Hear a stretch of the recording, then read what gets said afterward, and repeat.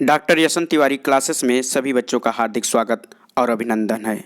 प्यारे बच्चों, आज के इस वीडियो में हम लोग काव्य साहित्य के विकास पर आधारित प्रश्नों को हल करेंगे। जैसा कि आप लोगों को विदित है कि प्रतिवर्ष जो है 5 प्रश्न इस महत्वपूर्ण विषय से पूछे जाते हैं। तो आइए इस वीडियो में हम इस महत्वपूर्ण विषय पर चर्चा करते हैं। प्रश्न नंबर हमारा 1 है कि निम्नलिखित में से कौन सा ग्रंथ रीतकालीन काव्य परंपरा से संबंधित है। पहला ऑप्शन है रामचरितमानस, दूसरा है बिहारी सस्सई, तीसरा है दीपशिखा और चौथा ऑप्शन है रश्मिरथी। तो प्यारे बच्चों, इसमें पूछ रहा है कि रीतकालीन काव्य परंपरा से कौन सा ग्रंथ संबंधित है। तो इसमें हम देखेंगे कि रीतकालीन परंपरा यानी रीतिकाल से कौन सा ग्रंथ संबंधित हो। तो इसमें सही आंसर होगा बी, बिहारी सस्सई। बिहारी सस्सई जो यह रचना है, यह जो है रीतिकाल के प्रसिद्ध कवि बिहारी द्वारा लिखी गई है, बिहारी के द्वारा लिखी गई है। और इसमें जो है 719 दोहे हैं। यह पूछा जाता है कि बिहारी सस्सई में कितने दोहे हैं, तो 719 दोहे हैं। अन्य विकल्प पर विचार करते हैं तो रामचरितमानस जो कि यह तुलसीदास के द्वारा लिखी गई रचना है, यह तुलसीदास के द्वारा लिखी गई रचना है और यह अवधी भाषा में लिखी गई है। दीपशिखा यह महादेवी वर्मा के द्वारा लिखी गई रचना है जो कि खड़ी बोली में है। और रश्मिरथी रामधारी सिंह दिनकर द्वारा लिखी गई कृति है जो कि कर्ण के जीवन पर आधारित है। इसमें कर्ण के जीवन चरित्र को आधार बनाकर यह ग्रंथ लिखा गया है। अब नेक्स्ट प्रश्न पर चलते हैं। रीतिकाल की निम्नलिखित प्रमुख प्रवृत्तियों में से कौन सी प्रवृत्ति सर्वाधिक महत्वपूर्ण है। तो इसमें जो है सभी प्रवृत्तियां जो है रीतिकाल की ही दी गई हैं, लेकिन इसमें प्रश्न पूछा जा रहा है कि कौन सी प्रवृत्ति सर्वाधिक महत्वपूर्ण है, यानी कि सबसे महत्वपूर्ण कौन सी प्रवृत्ति इसमें है। तो इस प्रश्न का जो सही आंसर होगा सी होगा, ऑप्शन रीत निरूपण। रीत निरूपण का अर्थ होता है काव्यांग निरूपण से होता है, जहाँ लक्षण ग्रंथों की रचना की जाती है। लक्षण ग्रंथों की बात करें हम तो लक्षण ग्रंथों को लिखने का जो हिंदी साहित्य में शुरुआत हुआ है जब किया गया, तो यह देखते हैं हम लोग कि संस्कृत के जितने भी आचार्य रहे उन्हीं का अनुसरण जो है, जितने भी हिंदी के आचार्य हैं लक्षण ग्रंथों में उनका अनुसरण करते हैं। तो सबसे महत्वपूर्ण जो रीतिकाल की प्रमुख प्रवृत्ति जो है वह रीत निरूपण की है। जबकि अन्य विकल्प हम जो है चर्चा करते हैं तो राज प्रशस्ति भी रीतिकाल की ही प्रवृत्ति है। और इसका प्रमुख जो अर्थ है कि राज प्रशस्ति यानी कि जितनी भी रचनाएं लिखी गई हैं सब किसी न किसी राजा के आश्रित लिखी गई हैं, यानी कि इसको हम कह सकते हैं कि इसमें जो है आश्रयदाताओं की प्रशंसा भी की गई है। यानी कि राज प्रशस्ति मतलब आश्रयदाताओं की इसमें प्रशंसा की गई है। दूसरी इसमें प्रवृत्ति है श्रृंगार, यानी कि इस जो रीतिकाल की प्रमुख प्रवृत्तियों में एक आता है श्रृंगारिकता। श्रृंगारिकता का अर्थ यह है कि इसमें जो है श्रृंगार रस की अधिकता है, इसीलिए आचार्य विश्वनाथ प्रसाद मिश्र ने इस युग को श्रृंगार काल नाम भी दिया है। क्या नाम दिया है? श्रृंगार काल। आचार्य विश्वनाथ प्रसाद मिश्र ने रीतिकाल को जो है श्रृंगार काल भी कहा है। और इसमें जो है नीति और भक्ति के भी चर्चा होती है। आइए नेक्स्ट प्रश्न चलते हैं। निम्नलिखित पत्रिकाओं में भारतेंदु हरिश्चंद्र ने कौन सी पत्रिका प्रकाशित की थी। तो इसमें पहला ऑप्शन है ए है कवि वचन सुधा, बी है सरस्वती, सी है कल्पना और डी है ज्ञानोदय। तो इस प्रश्न का सही उत्तर है भारतेंदु हरिश्चंद्र ने जो पत्रिका जो है प्रकाशित की थी या संपादित की थी उसका नाम है कवि वचन सुधा। यह कवि वचन सुधा जो है 1868 में यह पत्रिका निकली थी और इसके जो यह काशी से निकलती थी और इसे जो है भारतेंदु हरिश्चंद्र ने निकाला था। भारतेंदु हरिश्चंद्र जी इसके अलावा 2 और पत्रिकाएं निकालते थे जिसका नाम है हरिश्चंद्र मैगनीज, हरिश्चंद्र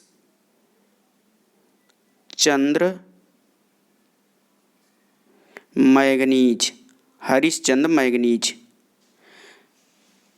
यह पत्रिका 1873 में निकलती थी। 1873 ईस्वी में इस पत्रिका को निकाले और इस पत्रिका का जो नाम बाद में इसका परिवर्तित नाम हो गया 8 अंक निकलने के बाद, यानी कि इस पत्र का 8 अंक जैसे ही निकला इस पत्र का नाम हरिश्चंद्र चंद्रिका हो गया। तो पूछा जाता है कि किस पत्र का नाम हरिश्चंद्र चंद्रिका हो गया था, तो हरिश्चंद्र मैगनीज का। एक पत्र और भारतेंद्र हरिश्चंद्र जी निकालते थे जिसका नाम है बाला बोधनी पत्रिका। यह पत्रिका जो है 1874 में, बाला बोधनी पत्रिका 1874 में निकली थी और इस पत्रिका का जो है यह विशेष रूप से स्त्रियों के लिए निकाली गई पत्रिका थी। इसमें अब अन्य विकल्प हम बात करते हैं तो इसमें दिया गया है सरस्वती पत्रिका। सरस्वती पत्रिका 1900 ईस्वी में निकलती थी और 1900 ईस्वी में निकलती थी। तो इसके प्रथम संपादक की यदि बात करें तो सरस्वती पत्रिका के जो प्रथम संपादक थे वह श्याम सुंदर दास थे। श्याम सुंदर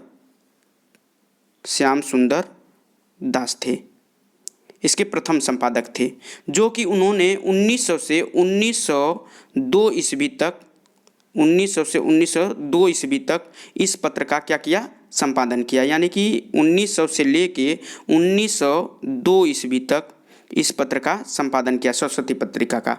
इसके बाद 1903 से सन 1903 से इस पत्र के संपादक के रूप में जो है महावीर प्रसाद द्विवेदी इस पत्रिका का संपादन करने लगे। यानी कि 1903 से इस पत्र के संपादक जो हो गए महावीर प्रसाद द्विवेदी हो गए। महावीर प्रसाद द्विवेदी इस पत्र का संपादक कार्य करने लगे। तो यह पूछा जाता है कि सरस्वती पत्रिका के प्रथम संपादक कौन थे, तो बाबू श्याम सुंदर दास। और पूछा जाए कि उन्होंने कब से कब तक किया था, तो 1900 ईस्वी से 1902 ईस्वी तक इन्होंने सरस्वती पत्रिका का संपादन का कार्य किया था और 1903 ईस्वी में महावीर प्रसाद द्विवेदी इस पत्रिका का संपादन का कार्य करने लगे। तीसरा इसमें सी ऑप्शन जो है इसमें पूछा गया है कि कल्पना जो पत्रिका है इसका संपादन का कार्य आरेंद्र शर्मा करते थे और यह पत्रिका हैदराबाद से निकलती थी। इसके बाद है ज्ञानोदय पत्रिका। ज्ञानोदय पत्रिका का जो संपादन का कार्य कन्हैयालाल मिश्र प्रभाकर ने किया था। आइए अगले प्रश्न पर चलते हैं। निम्नलिखित में से कौन सी रचना द्विवेदी युग में लिखी गई है? कामायनी, पहला ऑप्शन है आपका कामायनी, दूसरा ऑप्शन है प्रिय प्रवास, तीसरा ऑप्शन है तुलसीदास और चौथा ऑप्शन है गुंजन। तो इसमें इस प्रश्न का जो सही विकल्प होगा कि कौन सी रचना द्विवेदी युग में लिखी गई है, तो इसका सही आंसर है प्रिय प्रवास। प्यारे बच्चों, जैसा कि हम जानते हैं कि प्रिय प्रवास की रचना 1914 ईस्वी में हुई थी और इसके रचनाकार जो हैं हरिऔध जी हैं। इसकी रचना किसने की थी? अयोध्या सिंह उपाध्याय हरिऔध जी ने इसकी रचना की थी। और इसी प्रिय प्रवास ग्रंथ को जो है खड़ी बोली का प्रथम महाकाव्य भी कहा जाता है। यह प्रश्न कई बार परीक्षाओं में पूछा गया है कि खड़ी बोली का प्रथम महाकाव्य कौन सा ग्रंथ है, तो कौन सा ग्रंथ हो जाएगा? प्रिय प्रवास। अब अन्य विकल्प पर हम बात करते हैं तो कामायनी जो है यह जयशंकर प्रसाद की रचना है। तुलसीदास यह निराला के द्वारा, सूर्यकांत त्रिपाठी निराला के द्वारा लिखी गई रचना है जो 1938 में लिखी गई थी, 1938 में। और गुंजन जो है यह पंत, सुमित्रा नंदन पंत के द्वारा लिखित रचना है। प्यारे बच्चों, सभी हम जो इसमें ऑप्शन दिए गए हैं उन पर चर्चा करेंगे और इससे हमारे अधिक से अधिक प्रश्न तैयार होंगे। आइए अगले प्रश्न की तरफ चलते हैं। निम्नलिखित में से छायावाद युगीन कवि है। यानी कि इस प्रश्न का सबसे पहले प्रश्न को हम समझेंगे कि क्या प्रश्न है। तो इसमें पूछा जा रहा है कि कौन सा कवि इसमें जो है छायावाद युग का है। इसमें पहला ऑप्शन है जयशंकर प्रसाद, दूसरा ऑप्शन है जगन्नाथ दास रत्नाकर, तीसरा ऑप्शन है रामधारी सिंह दिनकर और चौथा ऑप्शन है मैथिली शरण गुप्त। तो इसमें जो है छायावाद युग के जो कवि का नाम है वो है, ऑप्शन जो सही है वह ये ऑप्शन सही है, यानी कि जयशंकर प्रसाद। जो छायावाद के 4 कवि हुए, 4 जो छायावाद युग के 4 स्तंभ माने जाते हैं, इसमें है प्रसाद, इसको नोट करते हुए चलेंगे आप लोग, प्रसाद, पंत, निराला और एक हैं महादेवी वर्मा। ये जो है छायावाद के 4 स्तंभ माने जाते हैं, यानी कि ये चारों जो कवि हैं ये छायावादी कवि हैं।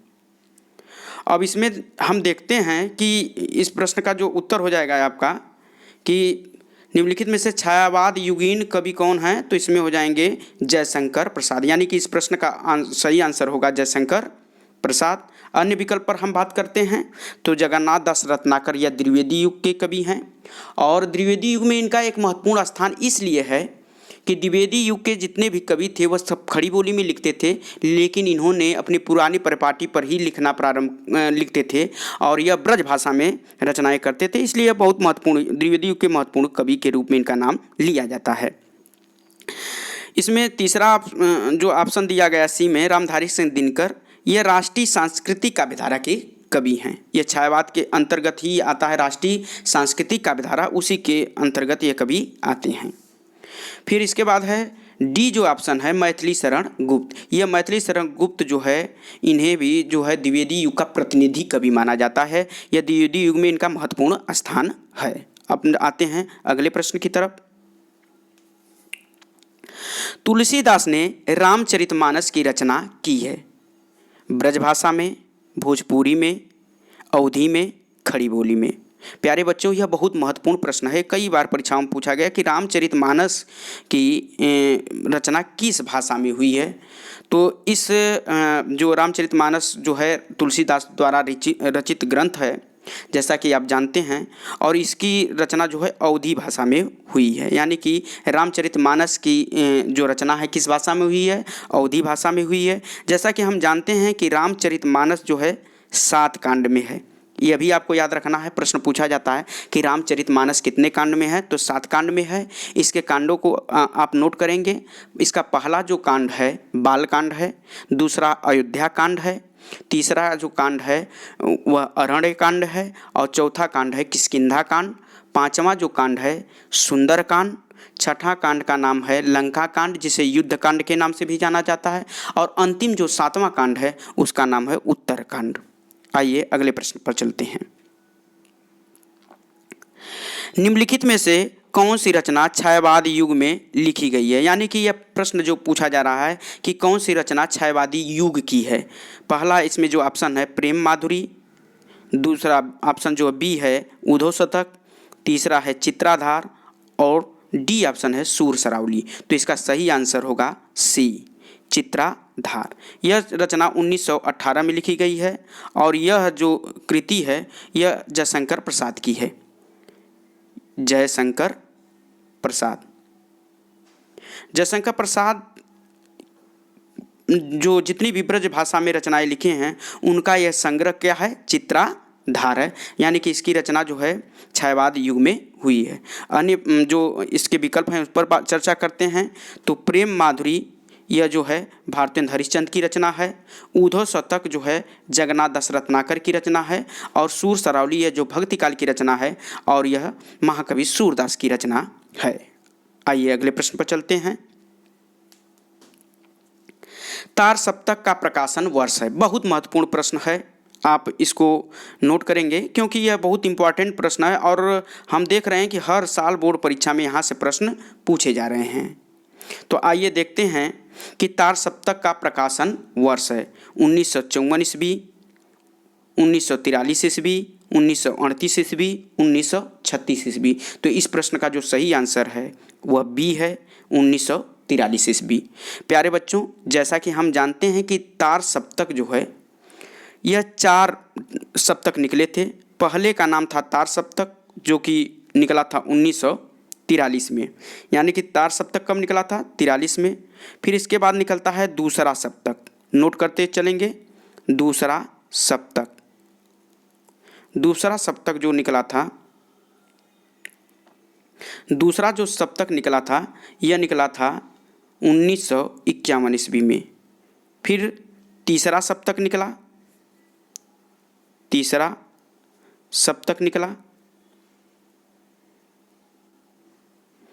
सप्तक जो निकला वह निकला है 1959 ईस्वी में।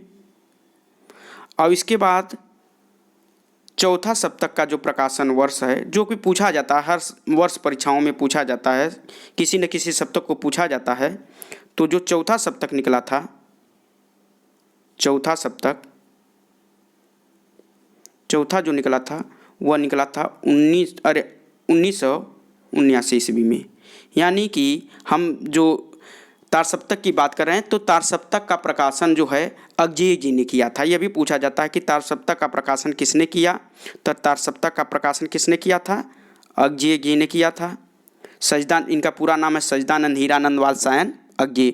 तो इसमें पूछा जाता है, यानी कि कितने सप्तक निकले थे, 4 निकले थे। पहले का नाम था तार सप्तक, उसका प्रकाशन 1943 ईस्वी में हुआ था। दूसरे सप्तक का प्रकाशन 1951 ईस्वी में हुआ था। तीसरे सप्तक का प्रकाशन जो है 1959 ईस्वी में हुआ था। और चौथे सप्तक का प्रकाशन जो है 1979 ईस्वी में हुआ था। आइए चलते हैं अगले प्रश्न की तरफ।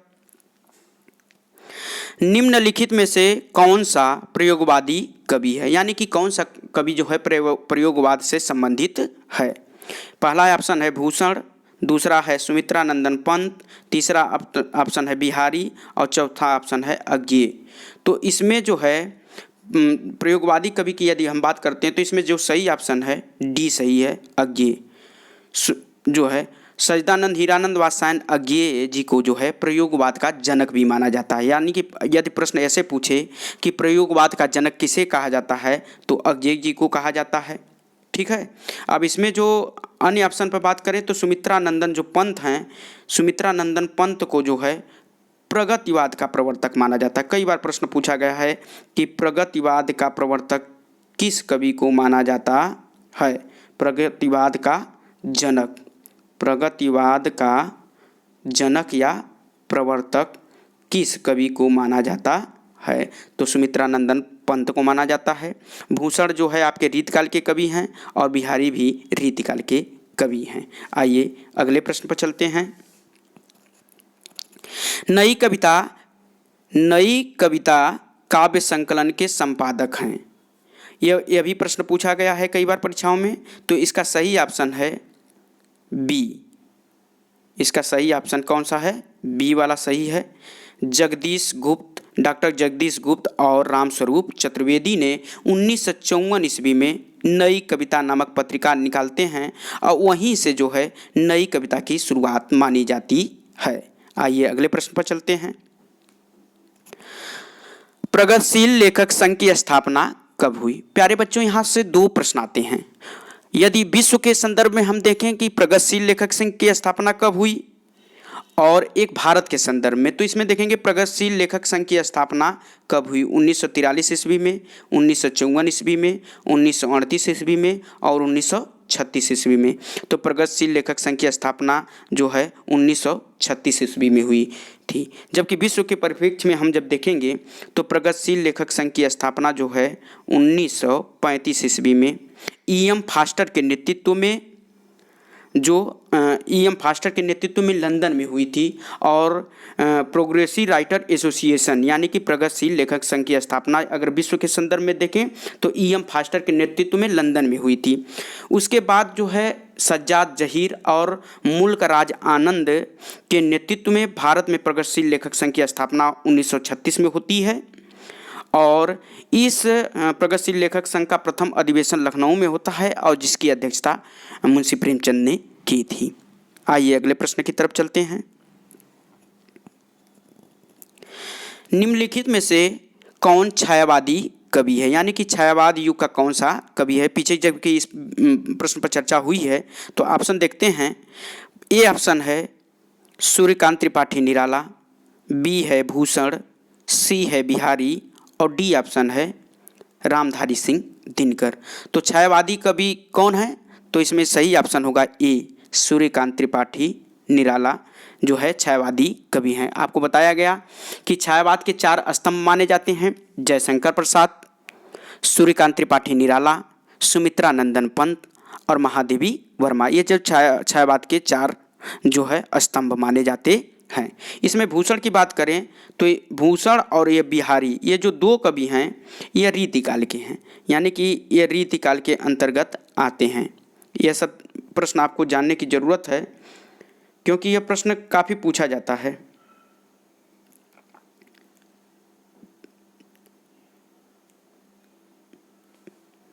हाँ, देखते हैं। इसमें बिहारी और भूषण जो हैं ये रीतिकाल से संबंधित कवि हैं, और रामधारी सिंह दिनकर जो है राष्ट्रीय सांस्कृतिक चेतना के कवि माने जाते हैं। आइए अगले प्रश्न पर चलते हैं।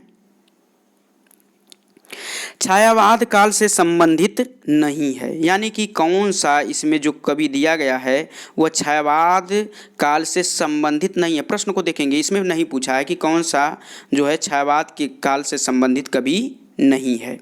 इसमें पहला ऑप्शन है जयशंकर प्रसाद, बी ऑप्शन है भारतेंदु हरिश्चंद्र, सी ऑप्शन है महादेवी वर्मा, और डी ऑप्शन है सुमित्रानंदन पंत। अभी पिछले प्रश्न में हम इस बात पर चर्चा किए हैं कि छायावाद के 4 स्तंभ माने जाते हैं, प्रसाद, पंत, और निराला और महादेवी वर्मा। तो इस प्रकार इस प्रश्न का सही जो उत्तर होगा बी होगा, भारतेंदु हरिश्चंद्र। भारतेंदु हरिश्चंद्र जो है भारतेंदु युग के प्रवर्तक माने जाते हैं, और शेष तीनों कवि जो हैं छायावाद युग के स्तंभ हैं। अगले प्रश्न पर चलते हैं। निम्न में से किस पत्रिका का संपादन पंडित प्रताप नारायण मिश्र ने किया है? देखिए यह प्रश्न काफ़ी पूछा जाता है, चूँकि प्रताप नारायण मिश्र जो है भारतेंदु युग के कवि हैं, और भारतेंदु युग में कई पत्रिकाएं निकली, और उन पत्रिकाओं को अक्सर देखते हैं बोर्ड परीक्षाओं में पूछा जा रहा है। तो इसमें पहला ऑप्शन है विश्वामित्र, दूसरा ऑप्शन है सरस्वती, तीसरा ऑप्शन है हिंदी प्रदीप, और चौथा ऑप्शन है ब्राह्मण। तो अब इसमें हम देखेंगे कि इसका जो सही आंसर है, इस प्रश्न का जो सही आंसर है वह क्या है कि प्रताप नारायण मिश्र ने किस पत्र का संपादन किया था?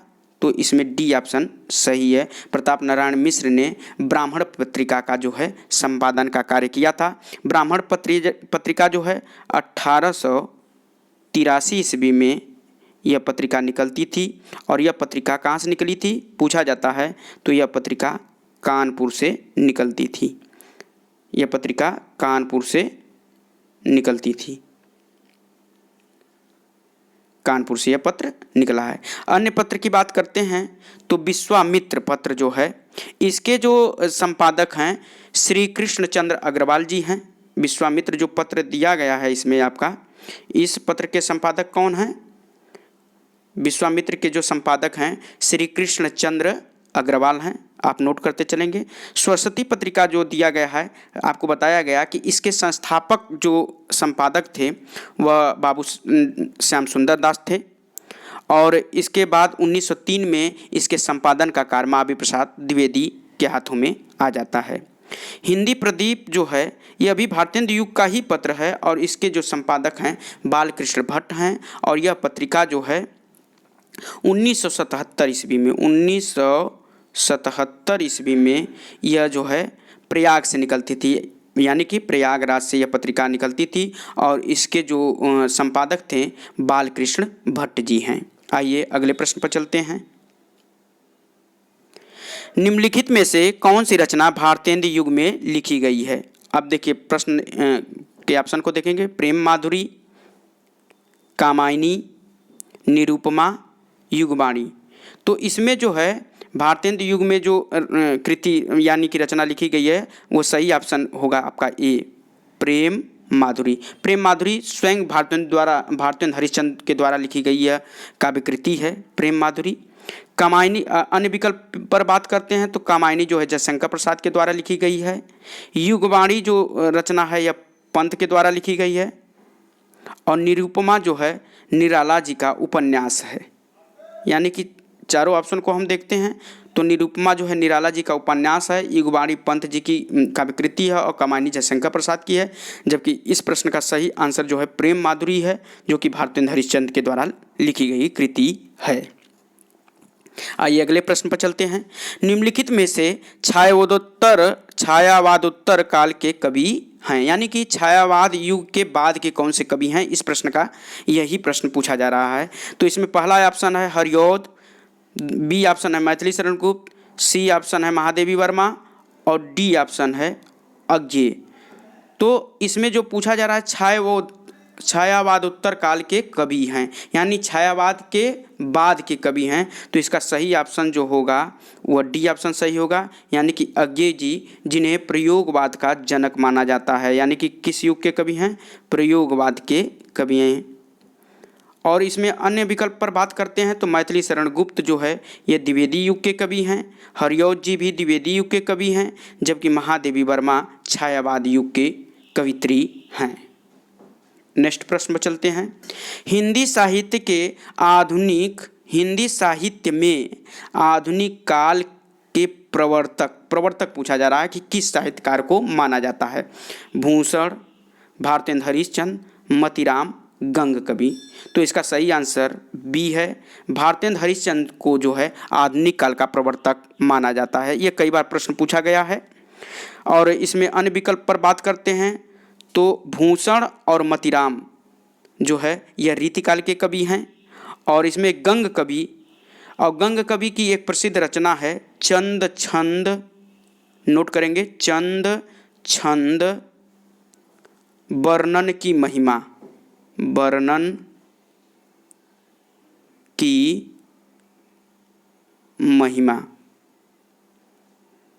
यह इनकी कृति है। और इसे माना जाता है कि जो है खड़ी बोली गद्य में लिखी गई प्रथम यह रचना है। आइए अगले प्रश्न की तरफ चलते हैं। निम्नलिखित में से छायावाद युगीन कवि नहीं है, यानी कि छायावाद युग के कवि नहीं हैं, उसी को इसमें से हमें छांटना है। तो पहला ऑप्शन है जयशंकर प्रसाद, सुमित्रा नंदन पंत, मैथिली शरण गुप्त और महादेवी वर्मा। तो इस प्रश्न का जो सही आंसर होगा वह सी विकल्प सही होगा, क्योंकि जयशंकर प्रसाद, सुमित्रा नंदन पंत और महादेवी वर्मा यह सभी जो है छायावाद युग के हैं। किस युग के हैं? छायावाद युग के। अब प्रश्न पूछा जा रहा है कि जो छायावाद युग के कवि नहीं है, तो कौन नहीं है? मैथिली शरण गुप्त। आइए, मैथिली शरण गुप्त किस युग के हैं? तो यह द्विवेदी युग के कवि हैं। आइए अगले प्रश्न पर चलते हैं। नई कविता युग की रचना है, यानी कि पूछा जा रहा है कि कौन सी रचना नई कविता युग की है? यामा, प्रलय सृजन, धूप के धान, आंगन के पार द्वार। तो इसका जो सही ऑप्शन होगा, सही उत्तर जो होगा वह बी होगा, प्रलय सृजन। प्रलय सृजन जो रचना है यह शिवमंगल सिंह सुमन का है। नोट करिएगा, शिवमंगल सिंह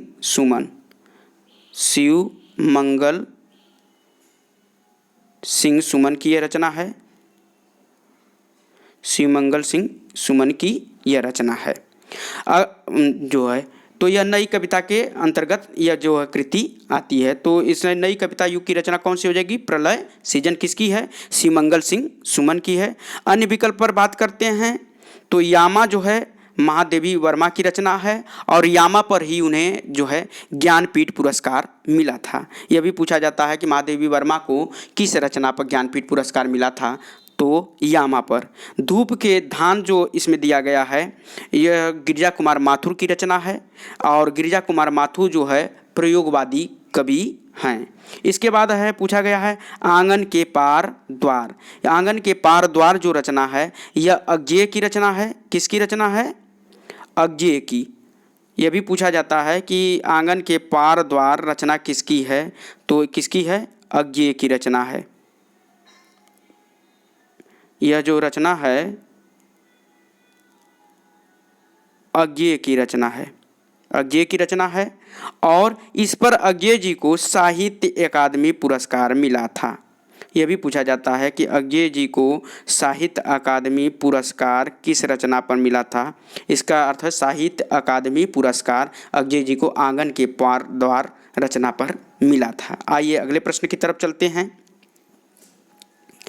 रीति सिद्ध काव्य धारा के प्रतिनिधि कवि हैं, यानी कि हम जानते हैं कि पूछ रहा है कि रीति सिद्ध काव्य धारा के प्रतिनिधि कवि कौन हैं? घनानंद, बिहारी, बोधा, आलम। तो इसका जो सही ऑप्शन है वो बी ऑप्शन सही है। हम देखते हैं कि रीति काल को 3 धाराओं में बांटा गया है। रीतिबद्ध, पहला जो है रीतिबद्ध है, रीतिबद्ध। और दूसरा है रीति सिद्ध, रीति सिद्ध, और तीसरा जो है रीति मुक्त, रीति मुक्त। तो प्यारे बच्चों, हम जानते हैं कि रीति सिद्ध के अंतर्गत वे कवि आते हैं जो रीति की परंपरा का पालन करते हैं, यानी कि जिन्होंने लक्षण ग्रंथों को लिखा उन्हें रीतिबद्ध कवि कहा जाता है। जैसे केशव जी आते हैं इसमें, मतीराम आते हैं, देव जी आते हैं, तो इसमें आते हैं। और रीति सिद्ध कवि में एकमात्र कवि आते हैं, वो हैं बिहारी, जो कि रीति की परंपरा से परिचित होने के बाद भी वह जो है रीति की परंपरा का पालन नहीं करते हैं, तो उन्हें वो कौन आते हैं? रीति सिद्ध कवि आते हैं। तो बिहारी एक ही मात्र कवि हैं रीति सिद्ध, वो कौन है? बिहारी। यह बहुत बार प्रश्न पूछा जाता है कि रीति काल के कौन रीति सिद्ध कवि कौन है? तो बिहारी हैं, ये वाला। अब इसमें बाद जो है रीति मुक्त आता है। इसमें जो तीनों ऑप्शन दिए गए हैं, पहला है घनानंद, बोधा, आलम। ये जो तीनों कवि हैं यह रीति मुक्त में आते हैं। ये तीनों कवि जो है रीति मुक्त में आते हैं, यानी कि रीति मुक्त के अंतर्गत 4 कवि आते हैं। आपको याद करना होगा, घनानंद हैं, बोधा हैं, आलम हैं, और आलम को छोड़कर एक और कवि इन तीनों को छोड़कर एक और कवि आते हैं, ठाकुर। 4 कवि को याद कर लेंगे, ये चारों जो है रीति मुक्त के अंतर्गत आते हैं। बिहारी जो है रीति सिद्ध कवि हैं। आइए नेक्स्ट प्रश्न की तरफ चलते हैं। रामधारी सिंह दिनकर किस काव्यधारा के कवि हैं? अभी पीछे के प्रश्न में इस प्रश्न पर चर्चा हुई थी। इसमें है पहला ऑप्शन है छायावाद, प्रगतिवाद, नई कविता, राष्ट्रीय काव्यधारा। तो इसमें है रामधारी सिंह दिनकर जो है राष्ट्रीय काव्यधारा के कवि हैं। इस प्रकार इसका डी ऑप्शन सही होगा। आइए अगले प्रश्न की तरफ चलते हैं। निम्नलिखित में से कौन सा कवि रीति मुक्त, देखिए अभी रीति मुक्त जो है अभी चर्चा हुई थी, धारा का है, यानी कि इनमें से कौन सा कवि रीति मुक्त धारा का है? पहला है चिंतामणि, बी है केशवदास, सी है ठाकुर, और डी है देव। तो इसमें जो इसका सही जो आंसर होगा वह होगा सी। ये रीति मुक्त में बताया गया कि 4 कवि जो रीति मुक्त में आते हैं, घनानंद, बोधा, आलम और ठाकुर और द्विजदेव। इसमें जो है 5 कवि जो है रीति मुक्त में आते हैं, जबकि चिंतामणि, केशवदास और देव, ये जो तीनों जो कवि हैं यह आते हैं रीति सिद्ध, रीतिबद्ध में, रीतिबद्ध के अंतर्गत आते हैं। याद रखिएगा, रीतिबद्ध, यानी रीतिबद्ध के अंतर्गत कौन आ गए? चिंतामणि, केशव, देव, मतीराम, पद्माकर, ये जो कवि हैं यह जो है रीतिबद्ध के अंतर्गत आते हैं। और रीति मुक्त के अंतर्गत है घनानंद, बोधा, आलम और ठाकुर और द्विजदेव, और रीति सिद्ध में बिहारी। आइए नेक्स्ट प्रश्न की तरफ चलते हैं। निम्नलिखित में से कौन महादेवी वर्मा की रचना है? यानी कि इसमें बताना है कि कौन सी रचना महादेवी वर्मा की है। धूप के धान, चांद का मुंह टेढ़ा, सांध्य गीत, पल्लव। तो इसका जो सही ऑप्शन है महादेवी वर्मा की जो इसमें रचना है वह है सांध्य गीत, यानी कि सी ऑप्शन सही है। और अन्य विकल्प पर बात करते हैं तो धूप के धान जो रचना है यह किसका है? गिरिजा कुमार माथुर का है। और इसके बाद है चांद का मुंह टेढ़ा, यह मुक्तिबोध की महत्वपूर्ण कृति है। पूछा जाता है कि चांद का मुंह टेढ़ा किसकी रचना है? तो यह मुक्तिबोध की है। और इसके बाद जो पल्लव रचना है, पल्लव पूछा जाता है कि पल्लव किसकी रचना है? तो पंत की, यानी कि सुमित्रा नंदन पंत की रचना कौन सी है? पल्लव। और चांद का मुंह टेढ़ा मुक्तिबोध की रचना है। धूप के धान जो है गिरिजा कुमार माथुर की रचना है। आइए अगले प्रश्न की तरफ चलते हैं। निम्नलिखित में से कौन प्रयोगवादी कवि नहीं है? यानी कि पूछा जा रहा है कि कौन सा कवि, इसमें जो ऑप्शन दिया गया है कौन सा कवि प्रयोगवादी कवि नहीं है? प्रभाकर माचवे, मुक्तिबोध, शिवमंगल सिंह सुमन, अज्ञेय। तो प्यारे बच्चों इसका जो सही ऑप्शन सही होगा वह सी ऑप्शन सही होगा, शिवमंगल सिंह सुमन। और जो शेष कवि हैं सभी प्रयोगवादी कवि माने जाते हैं, क्योंकि हम जानते हैं कि इसमें जो सप्तक है, आपको बताया गया ना कि 4 सप्तक का प्रकाशन जो है अज्ञेय जी ने किया था। 4 सप्तक निकले थे और चारों का प्रकाशन जो है किसने किया था? अज्ञेय जी ने किया था। पहला सप्तक के नाम से था जो कि 1943 में निकला था। दूसरा जो है दूसरा सप्तक जो था 1951 में, तीसरा सप्तक 1959 में और चौथा सप्तक जो है 1979 में निकला था। और चारों सप्तकों में जो है 7-7 कवियों का वर्णन है। इस प्रकार जो है टोटल जो है 28 कवियों का जो है उल्लेख जो है प्रयोगवादी कवियों में अज्ञेय जी ने किया है। आइए अगले प्रश्न की तरफ चलते हैं। निम्नलिखित में से कौन कवि राष्ट्रीय काव्यधारा का कवि है? अभी प्रश्न ये आया था, बताया गया था इसके बारे में कि कौन सा कवि जो है राष्ट्रीय काव्यधारा से संबंधित है। रामधारी सिंह दिनकर, मैथिली शरण गुप्त, जयशंकर प्रसाद, अज्ञेय। तो इसमें देखेंगे कि जो इसका सही ऑप्शन है, निम्नलिखित में से कौन सा कवि राष्ट्रीय काव्यधारा का है, तो इसका सही ऑप्शन ए है रामधारी सिंह दिनकर। रामधारी सिंह दिनकर की यदि प्रसिद्ध कृतियों की बात करें तो कुरुक्षेत्र जो कि बहुत प्रसिद्ध इनकी रचना है, कुरुक्षेत्र। फिर इनकी एक रचना है रश्मिरथी जो कि कर्ण के जीवन पर लिखी गई है, रश्मिरथी। जैसा कि आप जानते हैं कि दिनकर जी राष्ट्रीय कवि थे, राष्ट्र के भावों को समझते थे और उनकी सारी रचनाएं जो है राष्ट्रीय चेतना से अनुप्राणित हैं। और इसमें अन्य विकल्प पर बात करते हैं तो मैथिली शरण गुप्त जो है द्विवेदी युग के कवि हैं, जयशंकर प्रसाद जो है छायावाद युग के कवि हैं और अज्ञेय जी जो हैं यह प्रयोगवाद के प्रवर्तक माने जाते हैं। आइए अगले प्रश्न की तरफ चलते हैं। निम्नलिखित में से महाकवि भूषण की रचना है। सबसे पहले हम जाने कि भूषण जो है महाकवि भूषण किस युग के कवि हैं, तो यह हैं रीतिकाल के कवि हैं। किस काल के कवि हैं? रीतिकाल के कवि हैं। और रीतिकाल के मात्र एक ऐसे कवि हैं जिन्होंने वीर रस में रचनाएं लिखी है। यानी कि जब हम आपको बताए हैं कि जो रीतिकाल की प्रमुख प्रवृत्तियां क्या रही, श्रृंगारिकता रही, यानी कि श्रृंगार रस में अधिकतर आपको रचनाएं जो है श्रृंगार रस में मिलती हैं। लेकिन एकमात्र कवि थे महाकवि भूषण जो कि उन्होंने रीतिकाल में वीर रस में उन्होंने रचनाएं की हैं। अब इनके इसमें ऑप्शन में देखते हैं कि निम्नलिखित में से महाकवि भूषण की रचना है रेणुका, चिदंबरा, दीपशिखा, छत्रसाल, दशक। तो आइए इन पर देखते हैं। तो इसका जो सही ऑप्शन होगा इस प्रश्न का वह होगा डी ऑप्शन सही होगा, छत्रसाल दशक। महाकवि भूषण की जो रचना है वह छत्रसाल दशक है। इसके अलावा भी इनकी 2 प्रसिद्ध कृतियां हैं, शिवराज भूषण, नोट करेंगे शिवराज भूषण। जो भी पढ़ाया जा रहा है इसको नोट करते चलेंगे तो यह आपकी तैयारी अच्छी हो जाएगी और अच्छे नंबर आपके आएंगे। और एक रचना और है इनकी शिवा बावनी, शिवा बावनी, शिवा बावनी। यानी कि महाकवि भूषण की 3 रचनाएं आपको याद करना है, शिवराज भूषण, शिवा बावनी और छत्रसाल दशक। अन्य विकल्प की यदि हम बात करते हैं तो रेणुका जो रचना है रामधारी सिंह दिनकर की है। चिदंबरा जो है रचना जो है यह सुमित्रा नंदन पंत की महत्वपूर्ण कृति है। सुमित्रा नंदन पंत की महत्वपूर्ण कृति कौन है? चिदंबरा है। और चिदंबरा पर ही इनको जो है 1868 ईस्वी में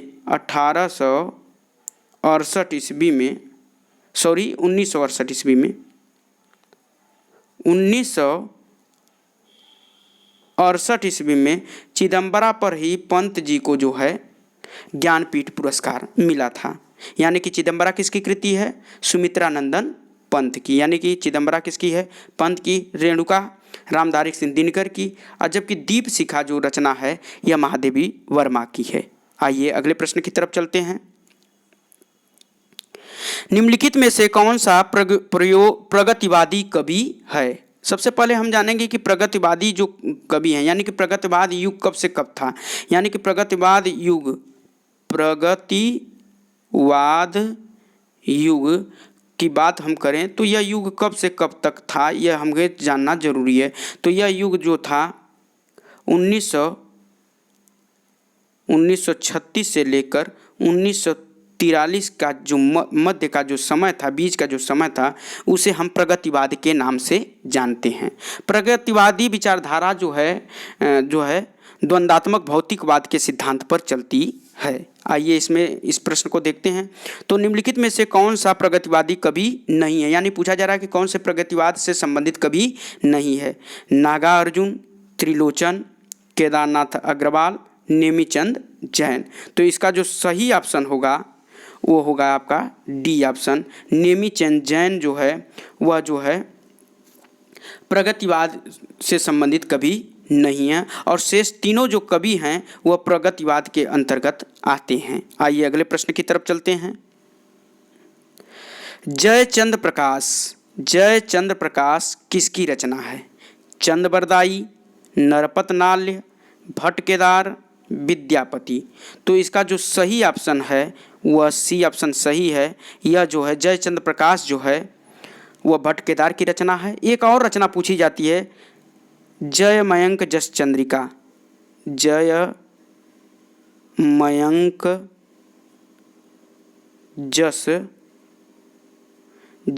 जस चंद्रिका, इसको भी नोट कर लीजिएगा। जय मयंक जस चंद्रिका, यह जो रचना है यह मधुकर कवि की है। किसकी है? मधुकर कवि की यह रचना है।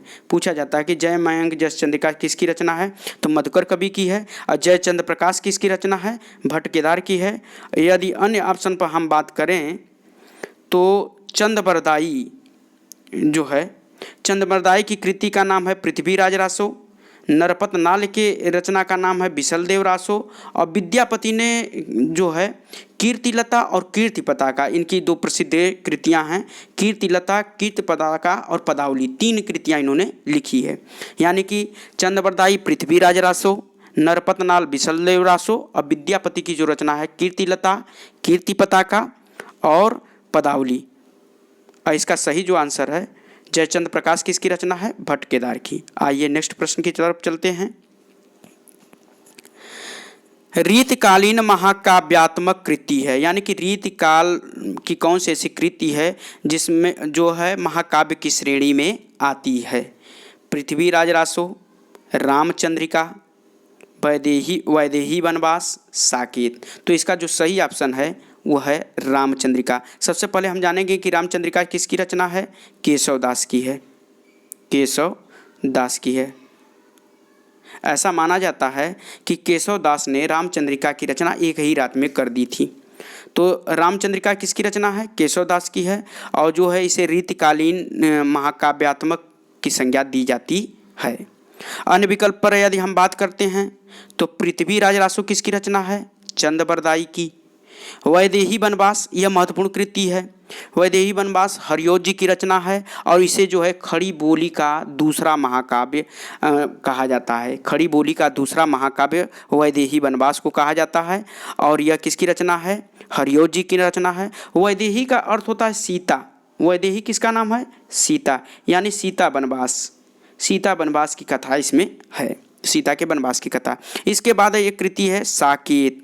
यह भी बहुत महत्वपूर्ण कृति है। यह द्विवेदी युग के जो प्रतिनिधि कवि हैं मैथिली शरण गुप्त के द्वारा यह लिखी गई है और यह जो कृति है 1931 साकेत जो रचना है,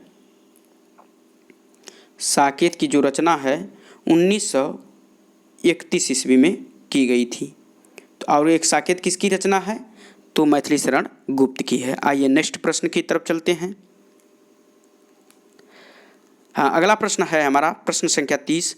छायावाद की विशेषता है इतिवृत्तात्मकता, सिंगारिक भावना, सौंदर्य और प्रेम, उपदेशात्मक। प्यारे बच्चों, इसका जो सही ऑप्शन होगा कि छायावाद की जो प्रमुख विशेषता है या छायावाद की जो विशेषता है वह सौंदर्य और प्रेम है, यानी कि इसका जो सही आंसर है सी ऑप्शन सही है। अन्य विकल्प की यदि हम बात करें तो इतिवृत्तात्मकता जो है द्विवेदी युग की विशेषता है, इसको नोट करेंगे। ये जो है इतिवृत्तात्मकता और उपदेशात्मक, यह दोनों जो है विशेषता किस युग की है? द्विवेदी युग की है। ये दोनों जो विशेषता किस युग की है? द्विवेदी युग की है। जबकि श्रृंगारिक भावना जो है किसकी विशेषता है? रीतिकाल की विशेषता है।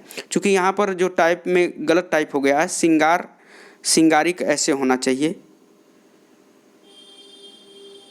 ऐसे लिखा जाना चाहिए श्रृंगारिक भावना।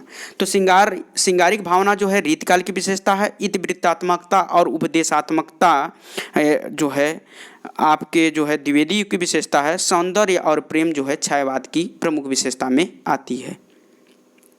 आइए अगले प्रश्न की तरफ। निम्नलिखित में से कौन सा ग्रंथ रीतिकाल का है? यानी कि इसमें से देखना है कि कौन सा ग्रंथ जो है रीतिकाल से संबंधित है। ए ऑप्शन है साकेत, बी ऑप्शन है उद्धव शतक, सी ऑप्शन है रामचरितमानस और डी ऑप्शन है बिहारी सतसई। तो इसमें रीतिकाल से संबंधित जो रचना है वह सही, जो इसका उत्तर है उसका उत्तर सही है डी, यानी कि बिहारी सतसई। बिहारी सतसई किसकी रचना है? रीतिकाल के जो प्रसिद्ध कवि हैं बिहारी की रचना है। और बिहारी कैसे कवि हैं? रीति सिद्ध कवि हैं। अभी बात हुई थी कि बिहारी कैसे कवि हैं? रीति सिद्ध कवि हैं। रीति सिद्ध यह पूछा जाता है। और बिहारी सतसई में पूछा जाता है कि कितने दोहे हैं? तो 719 दोहे हैं, यानी कि इस कृति में जो है 719 दोहे हैं। चूँकि बिहारी सतसई का मतलब होता है 700, यानी कि इसमें कितने हैं? 719 दोहे हैं। अन्य विकल्प की यदि हम बात करते हैं तो इसमें देखते हैं अन्य विकल्प में, तो जो पहला ऑप्शन है इसमें साकेत मैथिली शरण गुप्त की रचना है, जो कि 1931 ईस्वी में लिखा गया था। और साकेत में जो है उर्मिला का वियोग वर्णन है। यानी कि यह जो कृति है यह जो है रामचरितमानस के बाद राम कथा पर आधारित एक महत्वपूर्ण ग्रंथ है। इसके बाद आता है उद्धव शतक। उद्धव शतक जो है आपके 12वीं क्लास में पढ़ते हैं। उद्धव शतक जो है जगन्नाथ दास रत्नाकर की कृति है। और रामचरितमानस जो है तुलसीदास की रचना है, जो कि अवधी भाषा में लिखी गई है। आइए अगले प्रश्न की तरफ चलते हैं। निम्नलिखित में से कौन सा ग्रंथ भक्ति काल का है? अब इसमें बताना है कि कौन सी इसमें से रचना जो है भक्ति काल की है। पृथ्वीराज रासो, साकेत, कामायनी, विनय पत्रिका। तो इसका सही जो ऑप्शन होगा डी ऑप्शन सही होगा। विनय पत्रिका जो है किस युग की रचना है? तो भक्ति काल की रचना है। विनय पत्रिका के रचनाकार कौन हैं? तो तुलसीदास हैं। यह जानते रहिए, कई बार यह पूछा जाता है कि विनय पत्रिका किसकी रचना है? तो तुलसीदास की यह रचना है। यह किस भाषा में लिखी गई? यह भी पूछा जाता है। तो यह ब्रज भाषा में लिखी गई कृति है। अन्य विकल्प पर बात करते हैं तो पृथ्वीराज रासो जो है यह चंद्रबरदाई की रचना है। साकेत मैथिली शरण गुप्त की रचना है, जो कि 1931 ईस्वी में लिखी गई थी। कामायनी की यदि बात करें महत्वपूर्ण कृति है, यह जयशंकर प्रसाद की कृति है। और इसमें जो है 15 सर्ग हैं। ये जानते रहिए कि कामायनी में टोटल कितने सर्ग हैं। पूछा जाता है कि कामायनी की कथा कितने सर्ग में विभक्त है? तो 15 सर्गों में विभक्त है। इसका पहला जो सर्ग है चिंता सर्ग है और अंतिम सर्ग जो है आनंद है। आइए अगले प्रश्न पर चलते हैं। आंसू की रचना किस कवि ने की है? यानी कि यह बताना है कि आंसू किस कवि की रचना है। बिहारी, नरपतनाल्य, जयशंकर प्रसाद, अज्ञेय। तो इसका जो सही ऑप्शन होगा वह सी है। आंसू किसकी रचना है? जयशंकर प्रसाद की है। जयशंकर प्रसाद को छायावाद का जनक भी माना जाता है। और कामायनी भी जयशंकर प्रसाद की महत्वपूर्ण कृति है। आइए अन्य विकल्प की बात करते हैं तो बिहारी जो है रीतिकाल के रचनाकार हैं और इनकी कृति का नाम है बिहारी सतसई। नरपतनाल यह आदिकाल के अंतर्गत आते हैं और इनकी रचना का नाम है बिसल देव रासो। यानी कि पूछे कि नरपतनाल की रचना का नाम क्या है? तो बिसल देव रासो इनकी रचना का नाम है। अब इसके बाद है अज्ञेय की रचना की बात करें तो आंगन के पार द्वार है, हरी घास पर क्षण भर। और इनकी एक महत्वपूर्ण कृति है कितनी नावों में कितनी बार, जिस पर इनको ज्ञानपीठ पुरस्कार मिला है। पूछा जाता है कि अज्ञेय को किस कृति पर ज्ञानपीठ पुरस्कार मिला है, तो कितनी नावों में कितनी बार। आइए अगले प्रश्न की तरफ चलते हैं। निम्नलिखित में से रीतकालीन कवि कौन है, यानी कि रीतकाल के कवि कौन है। मीराबाई, रसखान, घनानंद, मैथिली शरण गुप्त। तो इसमें जो है रीतकाल के कवि की बात करें तो इसमें सी ऑप्शन सही है। घनानंद जो है रीतकाल के अंतर्गत आते हैं। मीराबाई यह भक्तिकाल के अंतर्गत आती हैं। रसखान भक्तिकाल के अंतर्गत आते हैं और मैथिली शरण गुप्त द्विवेदी युग के कवि हैं। आइए अगले प्रश्न की तरफ चलते हैं। प्रयोगवाद के प्रवर्तक या जनक माने जाते हैं। यह बहुत बार प्रश्न पूछा गया और पीछे इस प्रश्न पर चर्चा भी हुई है। निराला, अज्ञेय, जगन्नाथ दास रत्नाकर, मैथिली शरण गुप्त। तो इसका सही आंसर होगा बी। प्रयोगवाद के जनक कौन माना जाता है? अज्ञेय। सच्चिदानंद, हीरानंद वात्स्यायन अज्ञेय को जो है प्रयोगवाद का जनक माना जाता है। अन्य विकल्प पर बात करते हैं तो सूर्यकांत त्रिपाठी निराला जी जो है छायावाद के कवि हैं। और इनकी प्रमुख कृति की यदि बात करें तो इनकी प्रमुख कृति का नाम है सरोज स्मृति, राम की शक्ति पूजा और तुलसीदास। जगन्नाथ दास रत्नाकर जो है द्विवेदी युग के कवि हैं और मैथिली शरण गुप्त भी द्विवेदी युग के कवि हैं। आइए अगले प्रश्न की तरफ चलते हैं। मैथिली शरण गुप्त आधुनिक काल के किस युग से संबंधित है? देखिए अभी पीछे प्रश्न पढ़े हैं हम लोग कि मैथिली शरण गुप्त जो है आधुनिक काल के, पूछ रहा है कि आधुनिक काल के किस युग से संबंधित हैं, यानी कि आधुनिक काल के किस युग से संबंधित हैं। भारतेंद्र युग, द्विवेदी युग, छायावाद युग और प्रगतिवाद युग। जैसा कि हम जानते हैं कि भारतेंद्र युग की जो समय सीमा है 1868 से 1900 ईस्वी के बीच का जो समय था उसे भारतेंद्र युग के नाम से हम जानते हैं। जबकि द्विवेदी युग का जो समय सीमा माना जाता है 1900 से 1918 का जो समय है उसे द्विवेदी युग के नाम से जाना जाता है। 1918 से 1936 का जो है वह किसके नाम से जाना जाता है? छायावाद युग के नाम से जाना जाता है।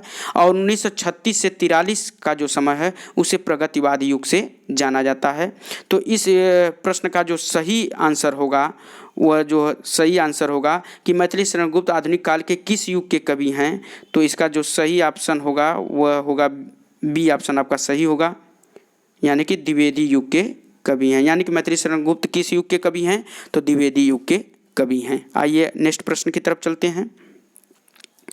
निम्नलिखित में से कौन सा ग्रंथ रीतिकाल में लिखा गया, यानी कि कौन सा ग्रंथ की रचना रीतिकाल में हुई है? साकेत, बिहारी सतसई, विनय पत्रिका, पृथ्वीराज आशु। तो इसका जो सही ऑप्शन होगा वह कौन सा हो जाएगा? इसका जो सही ऑप्शन होगा वह बी ऑप्शन सही होगा। कौन सा हो जाएगा? बिहारी सतसई। बिहारी जो सतसई है उसकी रचना जो है रीतिकाल में हुई है और इस रचना के रचनाकार जो हैं बिहारी हैं और इसमें 719 दोहे हैं। इसको याद करते हुए चलिएगा। यह प्रश्न रिपीट हो रहे हैं क्योंकि व्याख्यात्मक बताया जा रहा है तो सारे प्रश्न जो है आपको मिलते जा रहे हैं। और इसमें जो अन्य विकल्प की बात करें तो इसमें जो साकेत है यह मैथिली शरण गुप्त की रचना है, 1931 में लिखी गई थी। 1931 में लिखी गई थी, जो कि आपके पाठ्यक्रम में भी पढ़ना है इसको। और इसके बाद है विनय पत्रिका। विनय पत्रिका जो है तुलसीदास जी की रचना है और यह ब्रज भाषा में है। यह किसकी रचना है? तुलसीदास की है। तुलसीदास की कृति है और किस भाषा में लिखी गई है? ब्रज भाषा में लिखी गई है। पृथ्वीराज रासो चंद्रवरदाई की रचना है, वह आदिकाल की रचना है। तो इस प्रकार इस प्रश्न का जो सही आंसर है आपको बताया गया कि इसका जो बी विकल्प सही है, बिहारी सतसई। आइए नेक्स्ट प्रश्न पर चलते हैं। निम्नलिखित में से कौन सी रचनाएं आधुनिक काल की हैं, यानी कि पूछा जा रहा है कि कौन सी रचना इसमें आधुनिक काल की है। विनय पत्रिका, विज्ञान गीता, कामायनी और पद्मावत। तो इसका जो सही आंसर होगा वह सी ऑप्शन होगा, कामायनी जो है आधुनिक काल की रचना है। अन्य विकल्प की बात करते हैं तो विनय पत्रिका यह भक्ति काल की रचना है और किसकी रचना है? तुलसीदास की है। विज्ञान गीता केशवदास की रचना है। केशवदास की रचना है। और यह किस युग की है? रीतिकाल की रचना है। पद्मावत यह भी भक्तिकाल की रचना है और यह जो है जायसी की कृति है। आइए अगले प्रश्न की तरफ चलते हैं। साहित्य सुधा निधि के संपादक हैं, यानी कि साहित्य सुधा निधि जो पत्रिका है, इस पत्रिका के संपादक कौन हैं? अब इसमें है जगन्नाथ दास रत्नाकर, महावीर प्रसाद द्विवेदी, अयोध्या सिंह उपाध्याय हरिऔध, भारतेंदु हरिश्चंद्र। तो इसका जो सही आंसर होगा वह ए ऑप्शन सही होगा, यानी कि साहित्य सुधा निधि पत्रिका के जो संपादक थे वह जगन्नाथ दास रत्नाकर थे। महावीर प्रसाद द्विवेदी जो है 1903 ईस्वी से जो है सरस्वती पत्रिका का संपादन करते हैं। और भारतेंदु हरिश्चंद्र जो है कवि बचन सुधा, हरिश्चंद्र मैगनीज और बाला बोधनी, 3 पत्रिकाओं को इन्होंने निकाला था। आइए अगले प्रश्न की तरफ चलते हैं। अयोध्या सिंह उपाध्याय हरिऔध का जन्म स्थान है। पूछा जा रहा है कि अयोध्या सिंह उपाध्याय हरिऔध का जन्म स्थान है एबटाबाद, निजामाबाद, काशी, फर्रुखाबाद। तो इसका सही आंसर जो होगा वो बी होगा, यानी कि अयोध्या सिंह उपाध्याय हरिऔध का जन्म जो है 1865 ईस्वी में और इनकी मृत्यु जो है 1947 ईस्वी में हुई थी। और इनका जन्म जो है आजमगढ़ जिले के निजामाबाद नामक स्थान पर हुआ था। इस प्रकार इसका बी ऑप्शन सही है। आइए अगले प्रश्न को देखते हैं।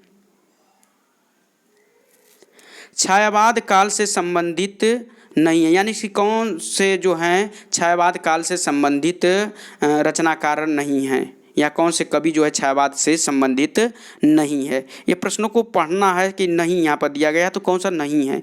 तो इसमें है जयशंकर प्रसाद, भारतेंदु हरिश्चंद्र, महादेवी वर्मा, सुमित्रानंदन पंत। तो जैसा कि हम पढ़े हैं कि इसमें जो है जयशंकर प्रसाद, महादेवी वर्मा, सुमित्रानंदन पंत सब छायावादी कवि हैं। तो इस प्रकार जो ऑप्शन सही होगा बी, भारतेंदु हरिश्चंद्र भारतेंदु युग के कवि हैं और शेष जो है छायावाद युग के अंतर्गत आते हैं।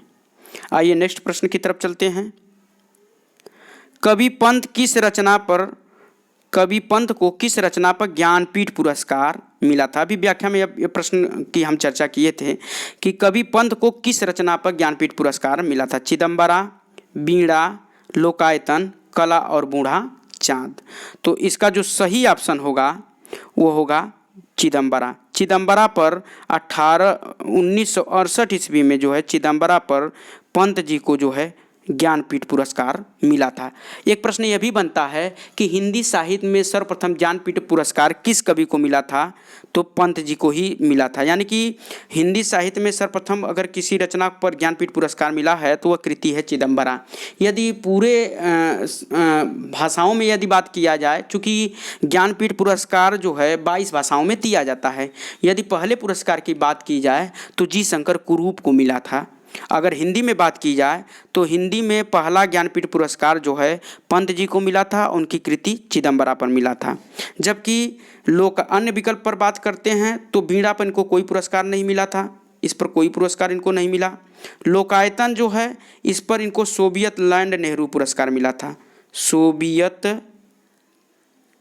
लैंड नेहरू इस पर सोवियत लैंड नेहरू पुरस्कार मिला था। जबकि कला और बूढ़ा चाँद पर इनको जो है साहित्य अकादमी पुरस्कार मिला था। यानी कि चिदंबरा पर ज्ञानपीठ पुरस्कार इनको मिला था, लोकायतन पर सोवियत लैंड नेहरू पुरस्कार मिला था, कला और बूढ़ा चाँद पर जो है इनको साहित्य अकादमी पुरस्कार मिला था। और चारों रचनाएं जो हैं वो पंत की रचनाएं हैं, इन सबको नोट कर लीजिएगा। अब चलते हैं अगले प्रश्न की तरफ। निहार कृति है, यानी कि निहार किस कवि की रचना है? जयशंकर प्रसाद, महादेवी वर्मा, सुमित्रानंदन पंत और सूर्यकांत त्रिपाठी निराला। तो इसका जो सही ऑप्शन होगा महादेवी वर्मा। महादेवी वर्मा के इसके अलावा भी इनकी रचना है नीरजा है, रश्मि है,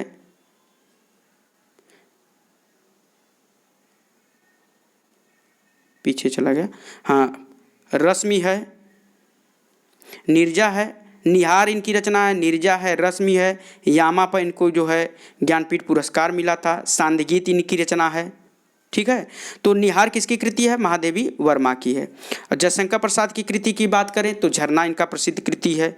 सुमित्रा नंदन पंत की बात करें तो अभी पल्लव इनकी कृति सर्वश्रेष्ठ कृति मानी जाती है। और सूर्यकांत त्रिपाठी निराला की सरोज की स्मृति, तुलसीदास इनकी कृतियाँ हैं। आइए नेक्स्ट प्रश्न की तरफ चलते हैं। निम्नलिखित में से प्रयोगवादी कवि कौन है? यानी कि कौन सा कवि प्रयोगवादी है, यानी प्रयोगवाद से संबंधित है? भूषण, नागार्जुन, सुमित्रानंदन पंत, अज्ञेय। तो इसका जो सही ऑप्शन होगा वो डी ऑप्शन सही होगा। अज्ञेय जी जो है वो प्रयोगवादी कवि माने जाते हैं, यानी कि प्रयोगवाद के जनक कौन माना जाता है? अज्ञेय जी माने जाते हैं। और अज्ञेय जी की यदि हम बात करें तो अज्ञेय जी ने 4 सप्तकों का प्रकाशन किया था, जो कि पीछे चर्चा हुई है, और प्रत्येक सप्तक में 7-7 कवि हैं। और अज्ञेय जी की रचना की बात करें तो आंगन के पार द्वार, हरी घास पर क्षण भर, बावरा अहेरी, अरि ओ करुणामयी, फिर इनकी जो है कितनी नाव में कितनी बार प्रसिद्ध कृति है, जिस पर इनको जो है ज्ञानपीठ पुरस्कार मिला था। अगर भूषण की अन्य विकल्प बात करें तो भूषण जो हैं, भूषण जो कवि हैं वह रीतिकाल के हैं। भूषण जो हैं रीतिकाल के कवि हैं। और नागार्जुन प्रगतिवाद के कवि हैं। और सुमित्रानंदन पंत जो है छायावाद के कवि माने जाते हैं। आइए अगले प्रश्न की तरफ चलते हैं। अनामिका के रचयिता हैं, महत्वपूर्ण कृति है। अनामिका किसकी रचना है? महादेवी वर्मा, सुमित्रानंदन पंत, निराला और अज्ञेय। तो जो अनामिका जो रचना है वह सूर्यकांत त्रिपाठी निराला जी की कृति है। इसके अलावा इनकी कृतियों की बात करें तो तुलसीदास लिखे थे इन्होंने 1938 में, तुलसीदास लिखा। सरोज स्मृति है, यह सरोज इनकी पुत्री का नाम था, और इनकी पुत्री का देहांत हो जाता है तो उसी के स्मृति में इन्होंने एक ग्रंथ लिखा था, सरोज स्मृति 1935 ईस्वी में। और यह जो है हिंदी साहित्य का प्रथम शोकगीत भी माना जाता है इसी को, सरोज स्मृति को। अज्ञेय। अब अन्य विकल्प की बात करते हैं तो महादेवी वर्मा की रचना की बात करते हैं तो यामा। सुमित्रानंदन पंत के रचना की बात करते हैं तो लोकायतन, ठीक है, कला और बूढ़ा चाँद, चिदम्बरा। अज्ञेय जी की बात करते हैं तो अज्ञेय जी प्रयोगवादी कवि हैं। अज्ञेय जी कैसे कवि हैं? प्रयोगवादी कवि हैं। और इनकी रचनाओं की बात करते हैं तो अज्ञेय जी की रचनाएं हैं जैसे आंगन के पार द्वार, जिस पर साहित्य अकादमी इनको पुरस्कार मिला था।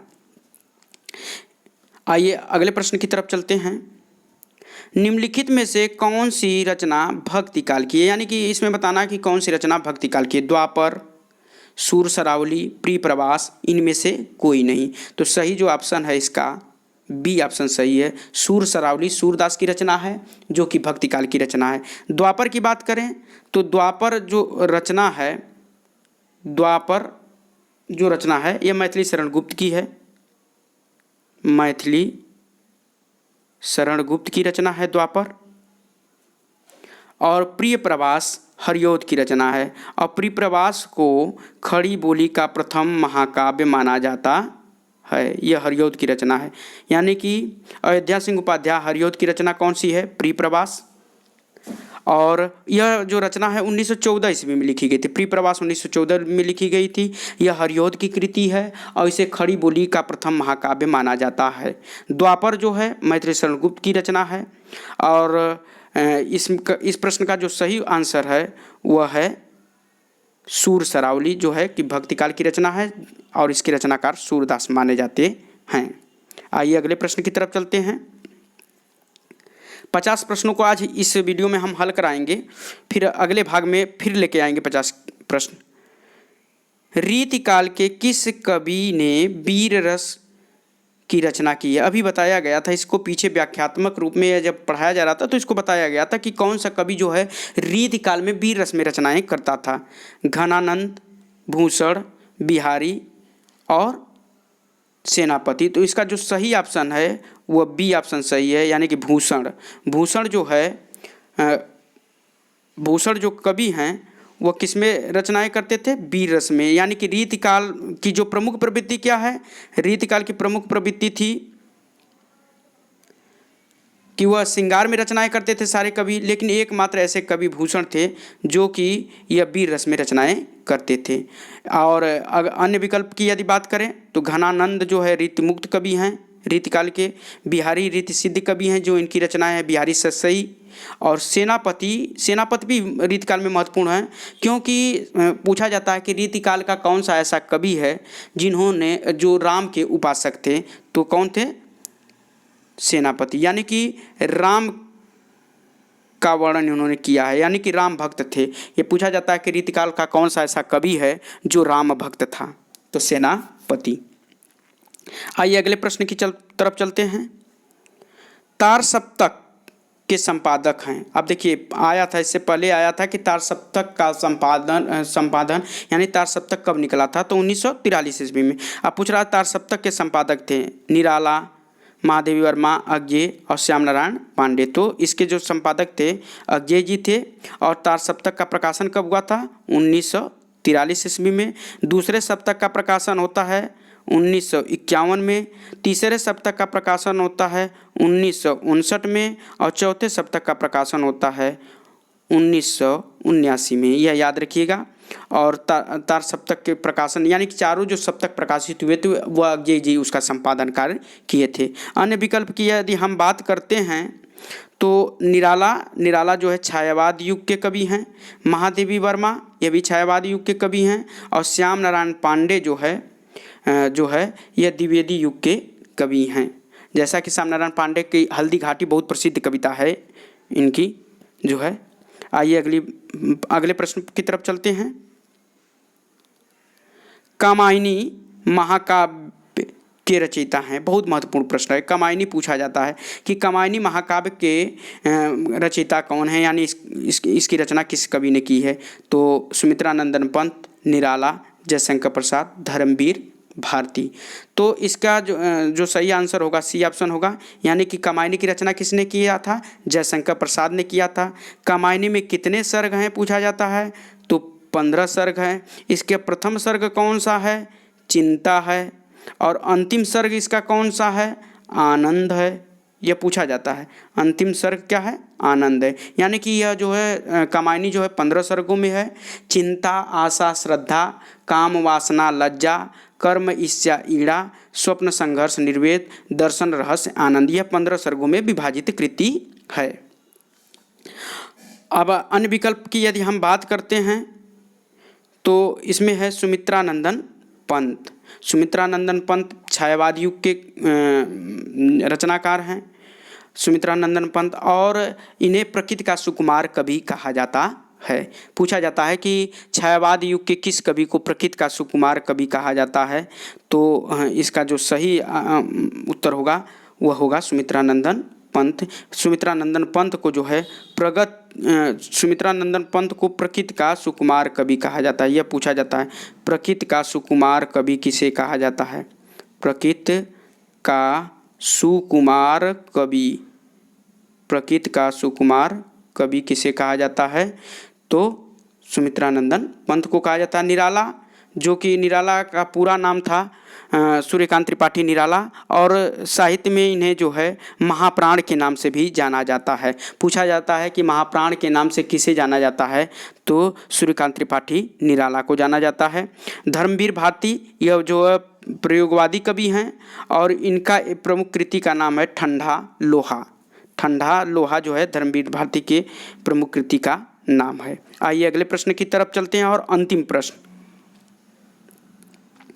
निम्नलिखित में से कौन सा ग्रंथ आदिकाल का है? बताना है कि कौन सा ग्रंथ जो है आदिकाल का। जैसा कि हम जानते हैं कि हमारे हिंदी साहित्य के इतिहास को 4 भागों में बांटा गया है, आदिकाल, भक्तिकाल, रीतिकाल और आधुनिक काल। तो आदिकाल का जो समय सीमा था वह एक संवत शुक्ल जी के अनुसार हम देखें तो संवत 1050 से 1375 विक्रमी का जो समय था उसे जो है आदिकाल के नाम से हम जानते हैं। अब पूछा जा रहा है कि निम्नलिखित में से कौन सा ग्रंथ आदिकाल का है? विज्ञान गीता, पद्मावत, बिसल देवरासो, आंसू।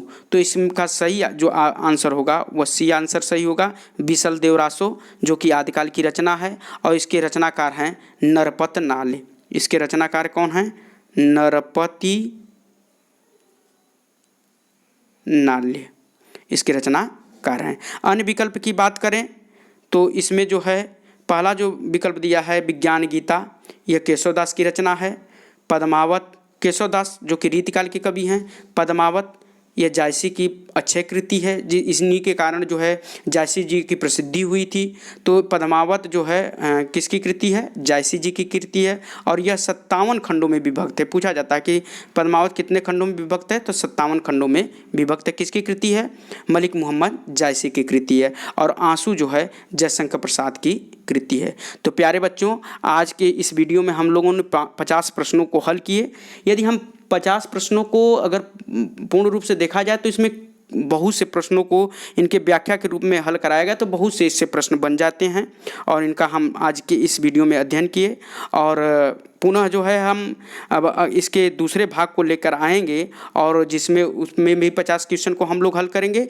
इस प्रकार हम जितने भी जो है काव्य साहित्य के विकास से आधारित प्रश्न हैं उनको जब हम हल कर लेंगे तो इसमें जो हमारे बोर्ड परीक्षा में जो दूसरा क्वेश्चन पूछा जाता है वहाँ 5 नंबर का क्वेश्चन पूछा जाता है और 5 नंबर का क्वेश्चन हमारा तैयार हो जाएगा और जिससे हम अच्छे अंक बोर्ड परीक्षा में प्राप्त कर सकेंगे। धन्यवाद। यदि आपको यह वीडियो अच्छी लगी हो तो इसे लाइक करिए, सब्सक्राइब करिएगा चैनल को मेरे, और इसे अधिक से अधिक अपने दोस्तों में शेयर करिए ताकि जो है अधिक से अधिक लोग इससे लाभान्वित हो सकें। धन्यवाद।